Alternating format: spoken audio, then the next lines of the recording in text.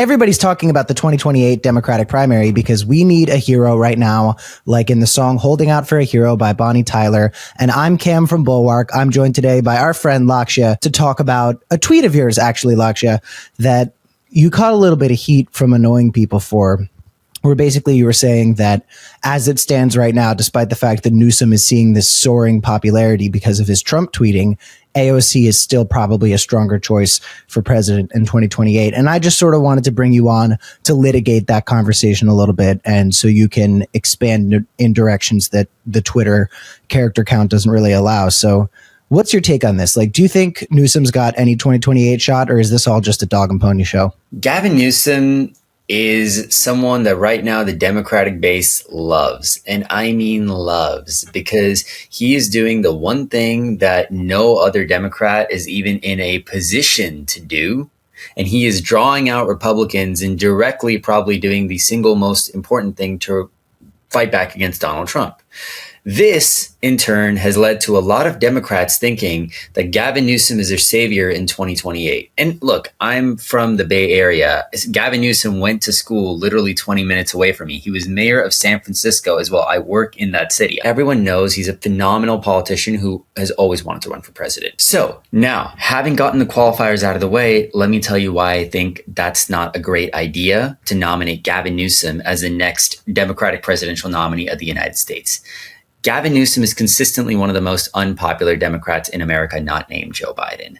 Okay, you can look at poll after poll after poll. The simple reality of the matter is that what Democratic partisans and Democratic base voters like does not correlate always with what independents like, with what Republicans like. And look, Democrats may not need to win over many Republicans in 2028, but they do need to win over independents. We are declining in voter registration. We are declining across the board as a party.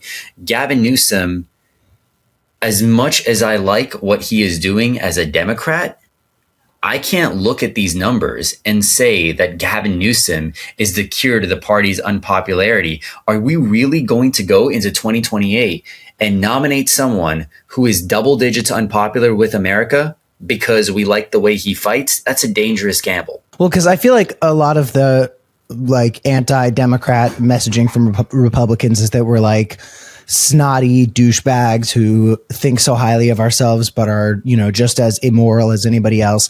And I don't know if it was you or somebody else who was tweeting this, but somebody was mentioning the fact that Newsom is currently using Republican as a slur.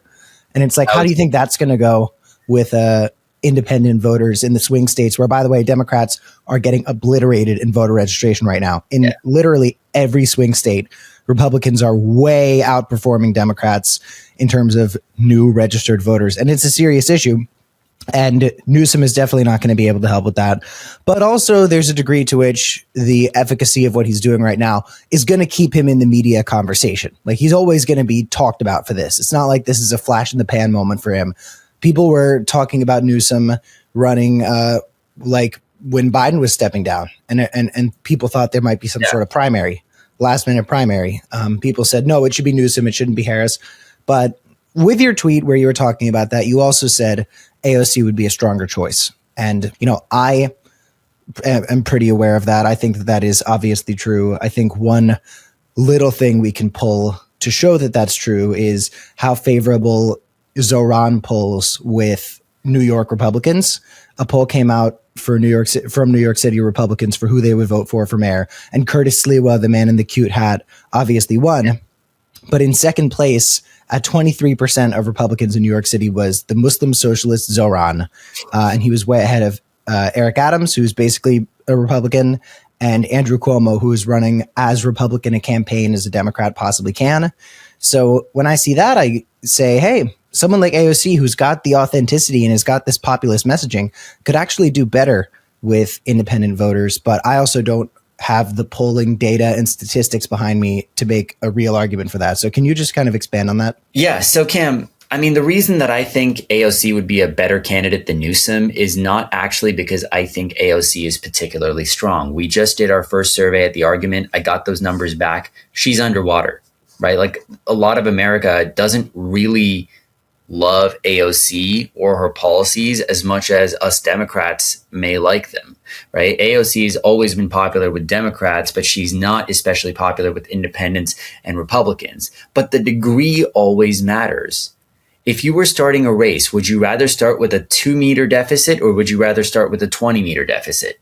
Because I believe that nominating Gavin Newsom is closer to the 20-meter deficit and AOC is closer to 2 or 5, right? Like AOC has some flaws. She's come out in favor of some stuff that the American electorate was absolutely not down for, right?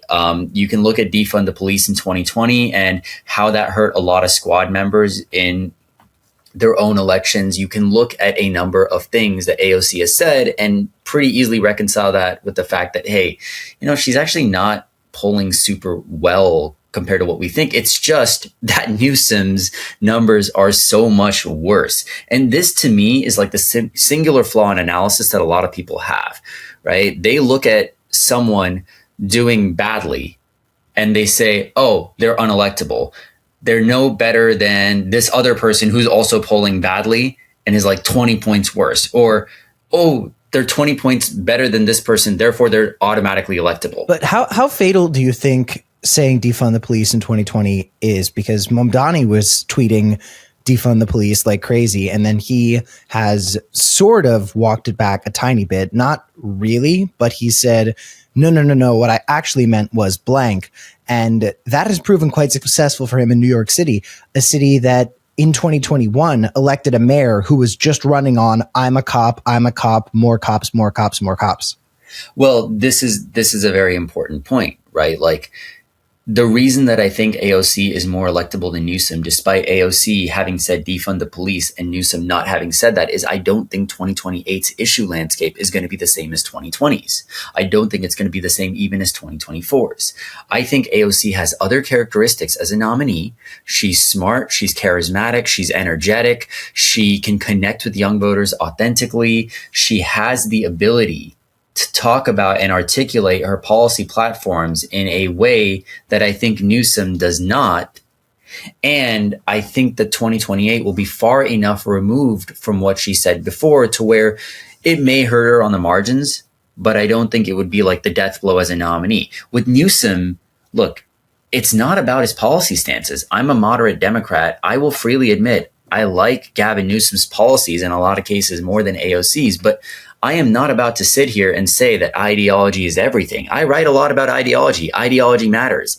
But Newsom is not a moderate.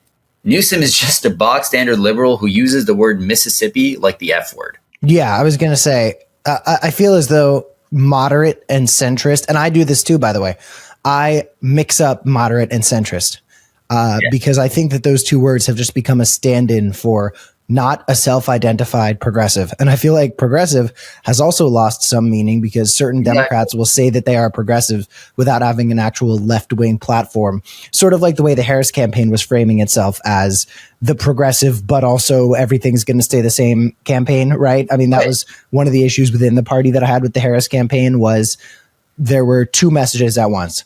We are charting a new progressive path forward, and also but the last 4 years have actually been really good, and I'm not going to substantially change anything from that. But before we go, just in general, what do you think the Democrats looking at 2028 should take away from what is making Newsom popular right now and what is making AOC popular? Like, if the Democrats were to look at these two candidates up against each other, what would you say is like the primary lesson for them to learn? I think the number one thing they need to learn is that, look, you have to win a primary before you can get to a general election. All of the stuff that all of the pundits and all of the analysts like to say about moderation, including me, all of that is great advice for a general election. If you try doing that in the primary, you are going to have a really difficult time unless you can tap into what the base really wants. And this is what Newsom has done that I will give him credit for, now having spent the entire pod trashing on him.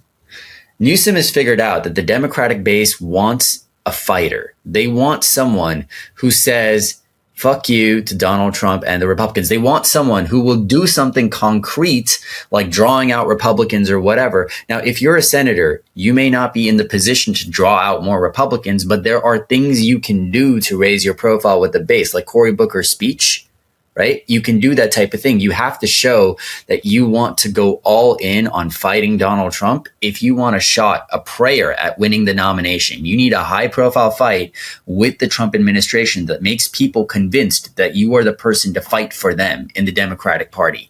That's what the Democratic hopefuls need to do. Unless they stop trying to campaign for a general election that each of them are only like 2% likely to get to, they're never going to win the nomination. This is what Newsom and AOC are smart at. Everybody, with Bulwark, we're Lakshya and Cam. If you're watching this and you're a Democrat doing something that is effective and meaningful, don't write a fucking book about it until you're not in office anymore. Cory Booker had his long speech and has already announced that he is selling a book.